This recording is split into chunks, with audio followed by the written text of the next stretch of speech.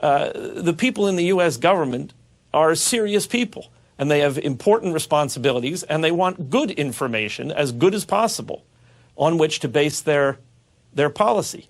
And so this entire line of inquiry that suggests that we're asking to corrupt the information is just really, I think, the result of some overheated minds interested in conspiracy mongering.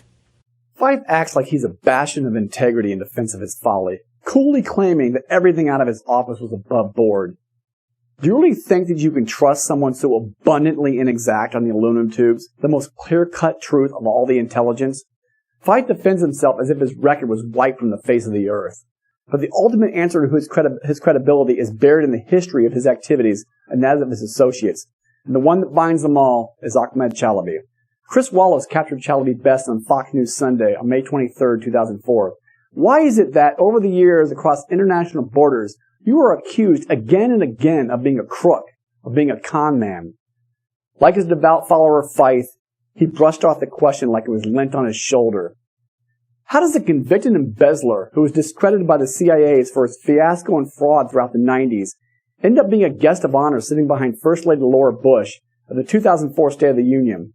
In fairness to the president, he did not personally invite Chalabi, but that's hardly the point, since he surrounded himself with the people who did. CooperativeResearch.org, April 9, 1992. After a 2-year investigation, Ahmed Chalabi is convicted in absentia and sentenced by a Jordanian military court to 22 years of hard labor in order to return $230 million in embezzled funds from his crimes connected with the Petra Bank.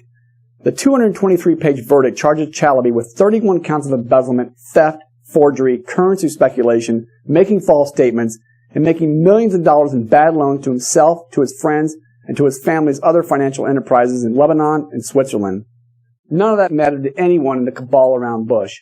The Iraqi exile was an administration favorite and a conduit to Iraqi defectors, and he had a crystal clear motive to remove Saddam. A coup d'etat in Iraq in 1958 ousted Chalabi's extremely wealthy and well-connected family. Arrows of the Night is a wonderful book about Chalabi. Quite a fascinating read, regardless of his shady side.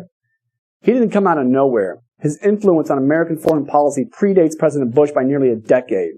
The New Yorker magazine, May 29, 2004. Between 1992 and the raid on Chalabi's home, the U.S. government funneled more than $100 million to Chalabi's Iraqi National Congress. The current Bush administration gave the group at least $39 million. Vincent Conestraro, a former CIA counterterrorism specialist, told me, with Chalabi, we paid to fool ourselves. It's horrible. At other times, it might be funny, but a lot of people are dead as a result of this. It's reprehensible. Hubris.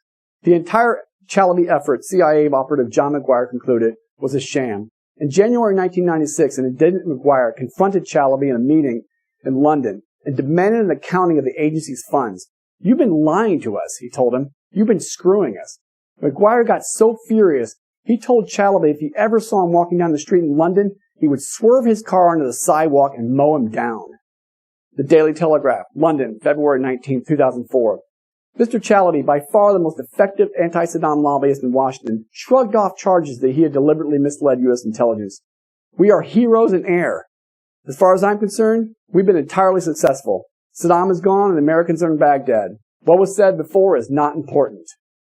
Many people that supported the war no longer do. Yes. They feel that they were suckered. Yes, probably. They say so. Okay. I mean, I don't, I'm not disputing. Well, I mean, half the people now feel that the war wasn't justified on the grounds that it was argued for. Okay. Do you feel any discomfort with that? No.